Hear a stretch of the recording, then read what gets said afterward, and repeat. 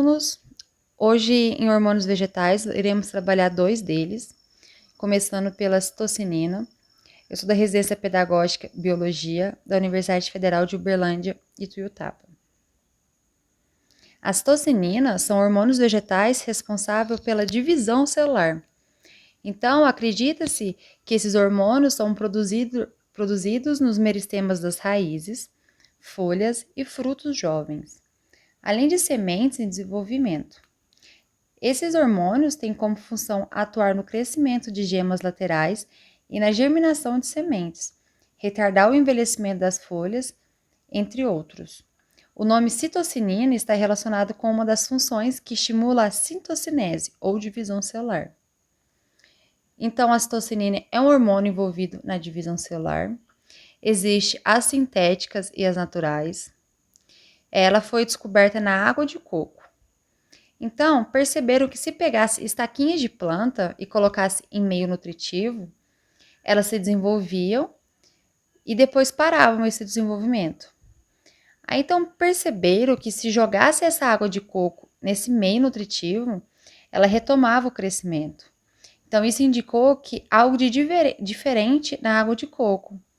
Então, alguns compostos químicos, e também descobriram que mais tarde esses compostos químicos aparecidos eram a composição de ácidos nucleicos, que tem no nosso, igual no nosso DNA.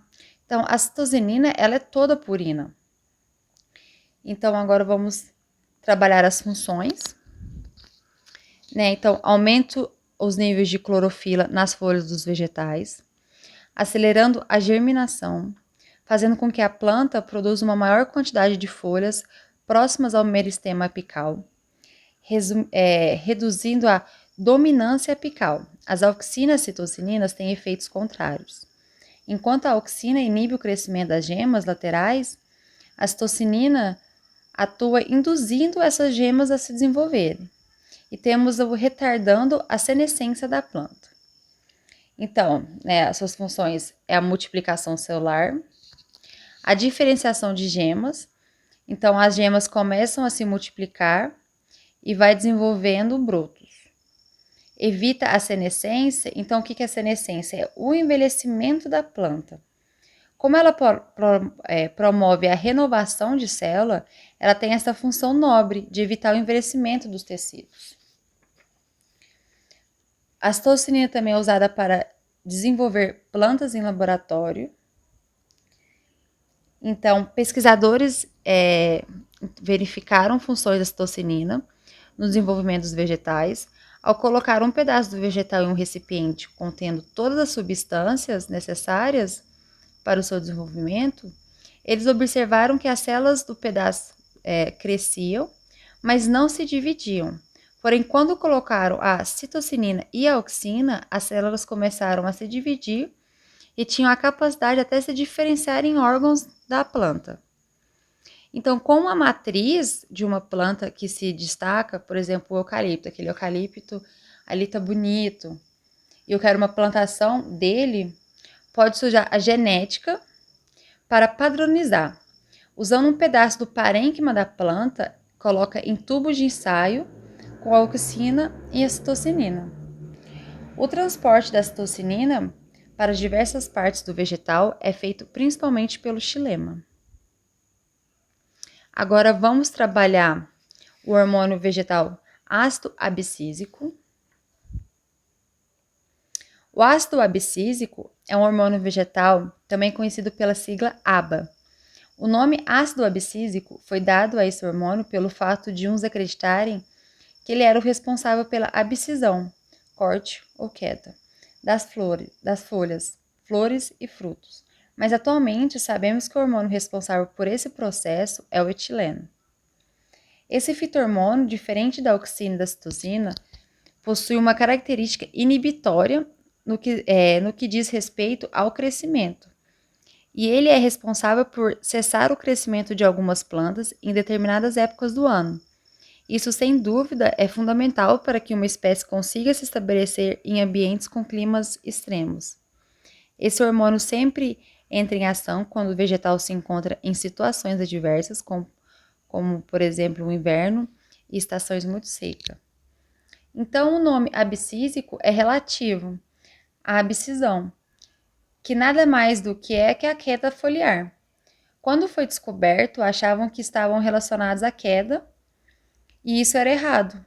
Mas mesmo assim, mesmo não tendo esse envolvimento, o nome ficou. Então, ele foi descoberto no algodão. A descoberta dele foi em sementes dormentes.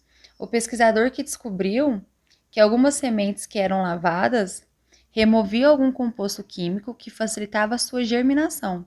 E depois de estudos conseguiram isolar esse composto e chamaram de dormina. E mais para frente, um outro cientista percebeu uma substância presente nas folhas velhas e ele chamou esse composto de abscisina. E depois descobriram que esses dois compostos, a dormina e a abscisina, eram o mesmo, então chamaram de ácido abscísico. O ácido abscísico, então, é o inibidor da planta. A síntese de ABA é liberado durante a dessecação dos tecidos vegetais e quando as raízes encontram a compactação do solo. Sintetizado em frutas verdes no início do período de inverno, sintetizado em sementes em maturação, estabelecendo dormência, móvel dentro da folha e pode ser rapidamente translocado das raízes às folhas pelo fluxo de transpiração, no xilema. Produzido em resposta ao estresse ambiental, como estresse por calor, estresse hídrico, estresse salino, sintetizado em todas as partes da planta, por exemplo, raízes, flores, folhas e caules. A aba também é sintetizada em quase todas as células que contêm cloroplastos ou amioplastos. Então, suas funções é inibidor de crescimento, dormência da planta e nos estômatos. O inibidor de crescimento, ele atua de maneira contrária dos hormônios como a citocinina, giberelina e a auxina, que estimulam o crescimento, entre outras funções. O ácido abscísico, ele atua ao contrário. Ele é antagonista do ácido endoacético, principal tipo de auxina. É antagônico à giberelina e à citosina. Na dormência da planta, o que mantém o metabolismo dessa estrutura em situação muito baixa, mantendo o metabolismo baixo, então isso faz com que essa estrutura pendure por mais tempo, e quando tiverem condições para viver, então tem a quebra dessa dormência e ativa o metabolismo. Então, a dormência da semente e das gemas que ele atua. E nos estômatos, que para lembrar que se localizam abaixo das folhas ou também na parte de cima, mas a maioria das vezes embaixo, eles têm um mecanismo de abrir e fechar, para poder ocorrer as trocas gasosas das folhas, e também por permitir a saída de água. Quando a planta passa por esse estresse hídrico, o que ela tem para evitar a transpiração excessiva, para não ter essa perda, ela fecha seus estômatos. E uma das maneiras que ela faz essa fecha dos estômatos é por meio da estimulação do ácido abscísico, que promove o fechamento. O transporte é principalmente no floema, mas também pelo xilema. A sua produção é nas folhas, sementes e caules velhos. Então, muito obrigada, eu sou residente Maria Eduarda Tavares e até uma próxima aula.